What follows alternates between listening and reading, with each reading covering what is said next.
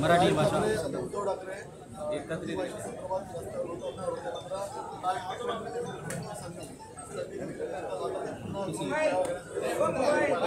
आपल्याकडे एक म्हण आहे, चोराच्या उलट्या बोंबा. ही तंतोतंत मांडणाट वाटायला लागू पडते.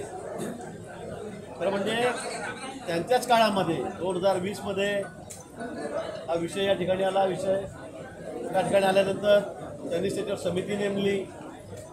समितीमध्ये डॉक्टर माशेलकर हे त्या समितीचे अध्यक्ष होते आणि त्यानंतर 18 सदस्यांच्या समितीने या ठिकाणी निर्णय केला. आपला अहवाल जो आहे तो उद्धवजींना सोपवला. त्यावेळेला ते मुख्यमंत्री होते.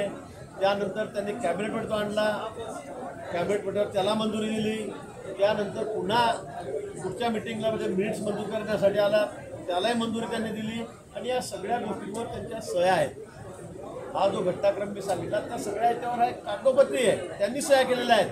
आणि त्यावेळेला त्यांनी कधी वाचलं नाही, त्यांनी बघितलं नाही का बघून त्यांना तेच करायचं होतं. त्यावेळेला हिंदी सक्तीची त्यांनी केली. मान्य उद्धवजी मुख्यमंत्री असताना हिंदी सक्तीची त्यांनी केली आणि त्यानंतर आता ते मोर्चे काढतायत.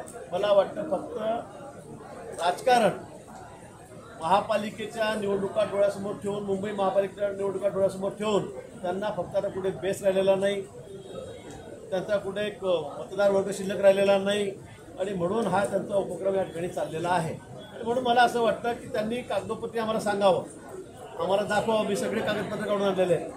त्या कागदपत्रावर सगळ्या त्यांच्या सह्या आहेत, तारखेवाईज सह्या आहेत. त्यावेळेला तर त्यांनी हिंदी सक्तीची केलेली होती. उलट त्यानंतर जी आर काढायची वेळ आमची ज्या ठिकाणी आली त्यावेळेला मान्य देवेंद्रजींनी हिंदी भाषा ही ऑप्शनल केली, ऐच्छिक केलेली आहे. पण मला असं वाटतं की मग आपण खरं बोललं पाहिजे. 2.5 वर्षाच्या काळामध्ये आपण 2.5 महिने सुद्धा मंत्रालयामध्ये आले नाहीत, विधान भवनामध्ये कधी आले नाहीत. तर आपल्याला ती माहीत आहे की नाही आपण कशावर सह्या केल्यात की नाही, ती सुद्धा माहिती आपल्याला आहे का? मला हा प्रश्न त्यांना आहे. आणि म्हणून मला वाटतं की आता आपण जे केलेलं मी असं वाटतं पापच असं तर त्यावेळेला हिंदी त्यांनी सक्तीचीच केलेली होती.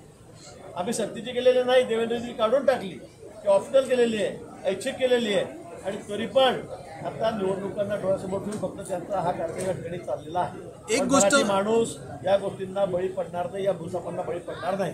एक गोष्ट समजत नाहीये गिरीश भाऊ या सगळ्या विषयात. त्यानंतरही माझा त्यांना असा प्रश्न आहे की 25 वर्ष झाले महापालिका त्यांच्याकडे होती.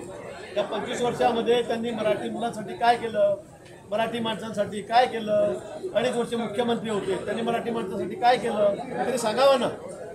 इंग्रजी माध्यमाच्या शाळांना प्रायोरिटी दिली, मराठी शाळा ज्या मुंबईमधल्या होत्या त्या त्यांनी त्या ठिकाणी बंद पाडल्यात. आपण काय केलं मराठी माणसांसाठी? आणि आता मुद्दामहून आपला सगळा हा कार्यक्रम चाललेला आहे. बीजेपी आक्रमक रणनीती आखते, दूरचा विचार करून असं म्हणतात किंवा असा अनुभव सुद्धा आहे.